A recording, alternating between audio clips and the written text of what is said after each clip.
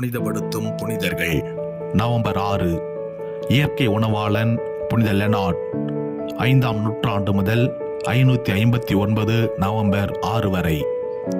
முதலாம் குளோவிஸ் அரசனின் அரண்மனையில் உயர் பதவியில் இருந்தாலும் ரெய்ம்ஸ் நகர் ஆயர் புனித ரெமிஜியோஸ் இவர்களால் அரசனும் நம் புனிதரும் மனம் திரும்பினர். பின்னர் ஆயரின் சீடராகவும் மாறினர். சிறை கைதிகளை விடுதலை செய்யும் அதிகாரத்தை அரசனிடமிருந்து கேட்டு வாங்கினார். இச்சலுகை அக்காலத்தில் தூயவர்களான ஆயர்கள் மற்றும் இவரை போன்றவர்களுக்கு மட்டுமே அளிக்கப்பட்டிருந்தது. சிறைப்பட்டோரை அரசரை விடுதலை செய்து ஆச்சரியப்படுத்தினார்.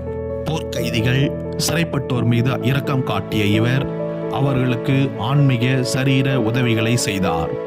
போதனையில் சிறந்தவரான இவர் மைசி என்னும் இடத்திலிருந்த மடத்திற்கு சென்று துறவியானார்.